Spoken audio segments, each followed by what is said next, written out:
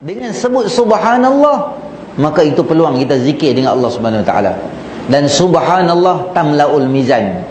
Sebut subhanallah, pahala dia penuh dengan timbangan ganjaran. Ganjaran dia memenuhi timbangan. Walhamdulillah tamla'ani ma bainas samawati wal ard. Sebut alhamdulillah, penuh langit dengan bumi. Sebab tu mudah kita ni Islam nak dapat pahala. Lepas tu ulama bagi tahu, kalau orang jumpa kita, orang kata Assalamualaikum, faham tak? Kita kata apa? Waalaikumsalam. Alhamdulillah. Macam inilah. Sihat orang tua-tua ni, macam inilah. Dua orang boleh pahala dalam situasi ni. Satu kawan yang bagi salam dan tanya khabar. Satu lagi kawan boleh pahala, siapa dia? Kawan yang jawab tu, dia jawab perkataan yang pertama, dia jawab apa? Alhamdulillah. Macam ni lah, sihat-sihat gitu. Yang ni dua-dua kaki mengaji, bagus, cerdik, pandai. Sunat kata ulama, kita tanya khabar dekat orang, sebab bila kita tanya kat dia khabar, kita lah punca mulut dia sebut nama Allah. Apa dia? Alhamdulillah. Kena orang tak pandai, kita tanya dia, apa abang? Sihat ke? Dia tak, apa abang, apa aku duduk di sini, kalau tidak sihat aku tak mai lah tang ni semua, hang tak nampak duk tanya apa. Tu dia yang panjang, tapi satu kalimah pun tak ada alhamdulillah. Hak ni hak ngok nama dia. Hak tanya pandai dah. Kok lah nak boleh cari pahala pagi-pagi. Assalamualaikum, apa abang, sihat ke? Dia bubuh selagu empat muka surat, tak ada satu sebut nama Allah. Kalau tak sihat tak nampak lah aku duk makan nasi kenuri ni. La ilaha illallah. Jadi bingung fitrah tu sebab apa? Orang nak bagi pahala, mulut kena sebut nama Allah Subhanahu Wa Taala. Kita tu lah kadang-kadang tak pandai nak guna situasi tu untuk dapat pahala, meraih pahala daripada Allah Subhanahu Wa Taala. Dan Allah sebut lagi dalam ayat tu, subhanallazi asra bi'abdihi, yang menjalankan hamba dia. Allah tak sebut subhanallazi asra bi rasulihi. Tak. Subhanallazi asra bi nabiyhi. Tak. Allah guna apa? Perkataan, bukan rasul, bukan nabi, hamba. Tang ni ulama bagi tahu, level hamba yang kita duk sangka kita ni hamba Allah ni, level hamba tu Nabi sallallahu alaihi wasallam tu level hamba lah tu. Nabi SAW, kalau kita nak kata level hamba, Nabi lah. Kita hamba juga. Hamba Allah ketika mai kat wakaton dekat rumah kita. Lepas dia buat main, budak sekolah rendah, budak sekolah menengah, kat amal ton, wakaton. Pakcik bagilah duit. Pakcik kami sekolah ni. Pakcik tengok nak ambil duit. Tulis, hamba Allah bagi RM1. Banyak cantik muka hang. Siapa jangan hamba Allah bagi RM1? Hamba Allah bagi RM100. Tu baru hamba Allah. Kalau RM1, hamba dunia. Kerana betul. Dah hang pegang bot besar tu, 10,000 hang nak derma, hang bawa nama hang. Hang tak bawa hamba Allah. Tang tu baru bawa hamba Allah. Tak bagi tahu kat orang. 7 golongan dapat naungan aras. Sebelah kanan bagi, sebelah kiri tak nampak. Hang kanan tak payah bagi, kiri tak payah bagi, satu Malaysia tahu dah. Satu dunia tahu dah. Hak ni hak karut sekali.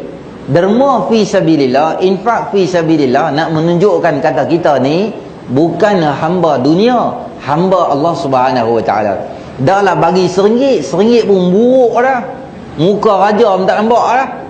Ni tak apa, dia buat apa ni, apa duit rosak lah, bagi kat masjid lah. Semua main buah tu ya. Saya pergi ceramah satu surau tu, mereka kata, ustaz, tak tengok ni. Mereka bagi pinggan, mangkuk, cawan tu, mereka derma kat surau lah. Dia bagi kat surau tau, cawan macam mana. Cawan, hak dalam tu berkulat, berkudih, berkurap dah. Dia tak tahu buat apa lah cawan plastik lama 1944, zaman Pak Menakan ni, apa, Parameswara punya. Dia kata ni semua tak boleh guna dah, bagi kat surau lah. Dia bagi surau, dia dimakan lah pinggan ni. Hanya apa, surau ni tong sampah. Dia buat kita ni macam tak ada nilai. Sama, semua tempat sama je. Dia kata, alah geng surau, hang tak ada buat kalut ke tu. Hang tak pergi surau, dia panggil kejut hang dia tahu. Hang nak tahu senang, panggil kenuri. Hang buat kenuri, dia panggil timai kat rumah hang makan. Semua tiba kebut dimakan. Ni simpanlah nasi hang, kami pun tak buluk dengan nasi hang lah. Kita pun ada nasi banyak boleh makan dah. Kadang-kadang kita boleh tunjuk ke orang perangai ke tu. Khamis malam Jumaat dia tu timai tak? Ya, masuk pun tak. Meletak ayat kan tu berom belah ke tu ya. Ayat Yasin baca, oi, dia kerja ke tu dia belah ke tu. Kita ambil ayat, kita bongsian lah. Kita letak ayat kan tu, habis semua semalam Jumaat orang nak kunci dah. Surau, ada sebotol lagi. AJK ambil, tak di luar. Sagi dia timai 10.30 dia timai, panjat pintu tu, dia ambil dia belah. Bukan sini lah. Bukan sini, di atas sikit payah terbung.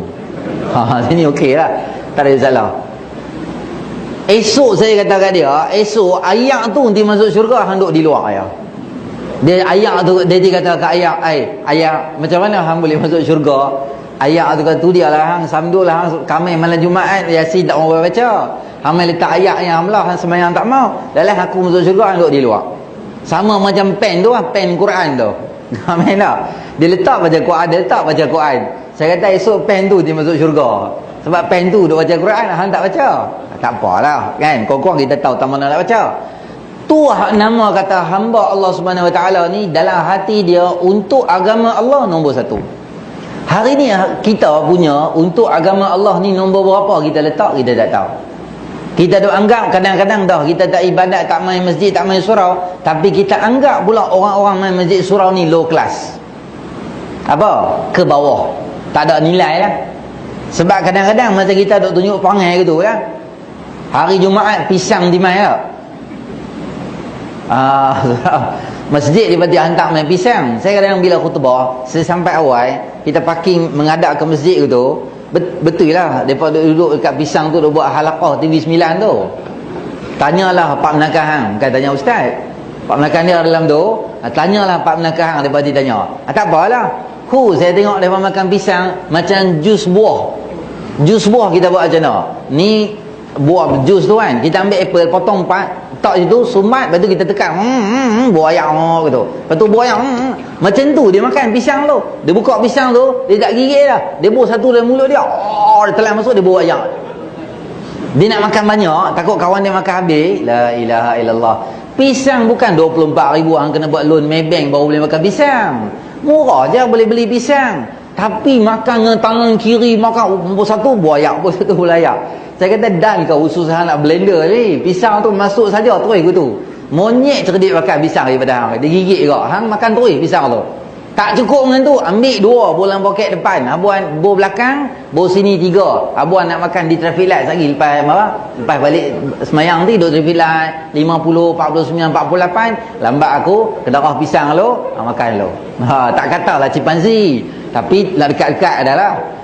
La ilaha illallah. Kita duk tunjuk ke orang sampai tak kebuluk-kebuluk sampai makan pisang tu. Yang depa pun pisang. Taklah main anggur California ke apple ni apa Australia ke sedap ke. Sama macam masjid ni lah. Saya duk ceramah 19 bukan. Taklah lama ceramah. Baru-baru je duk ceramah. Jarang orang bagi kat saya jus apple, tak ada. Ni tak apalah, korang agromas orang Islam juga punya barang. Saya ambil tak pergi cak Cadbury kat aku.